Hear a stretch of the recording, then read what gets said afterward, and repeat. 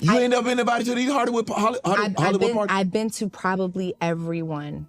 I've been to every Puff party. I've been to every white party since 2009.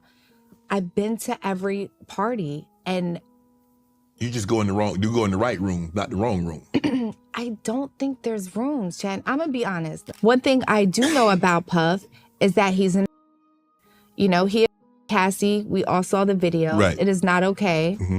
And but as far as the freak offs, I don't know about that. Wait, Amber Rose must seriously think the internet is just a bunch of kindergartners with short-term memory loss. To say she has been to all the Diddy parties but has never seen anything like a freak off, baby, the side eye got prescribed contacts. Mind you, I ain't confirming Diddy's freaky activities, but with all the tea that's been spilled, the streets don't believe she was invited to Diddy's parties and kept her clothes on. First of all, the real question on everyone's mind is, Amber Rose, why was you always invited? Was it for your angelic behavior? Word is, it's because of that wild track record of yours. I mean, this is the same woman who's been loud and proud about her experience with S. Word. Allegedly has a body count that's competing numbers with the age of my grandma. There is Kanye West, Chris Brown, LeBron James, Fabulous, Drake, Wiz Khalifa, French Montana, Nick Cannon,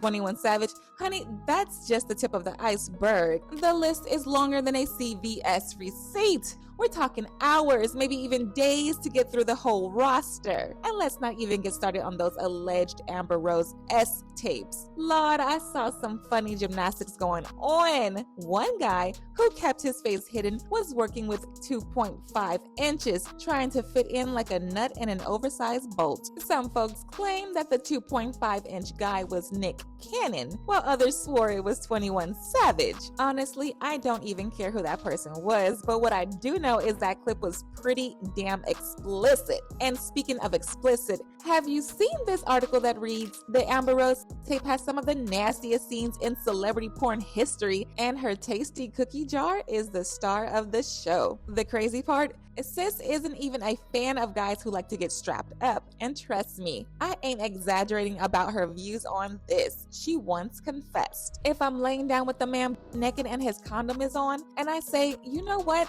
no, I don't want to do this, I changed my mind. Y'all see why it's hard to swallow when she claims she knows nada about Diddy's alleged freak-offs? But here's the tea, I don't blame her if she's playing dumb. Why? Now let me tell you, baby girl's past experiences must have taught her to keep her wild life on the low. Do y'all recall that one interview when she spilled the tea about her crazy threesome experience? And how she even hinted at hitting up her baby daddy for a little satisfaction. I'll be honest with you, Chris, I felt the pressure getting older to experience new things.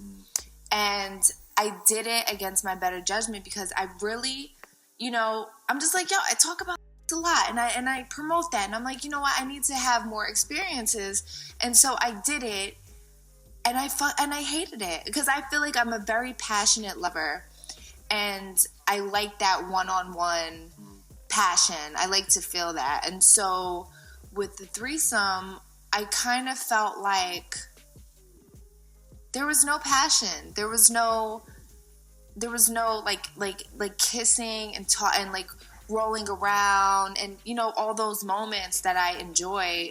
It just wasn't there. Maybe I'll just call my baby daddy over tonight.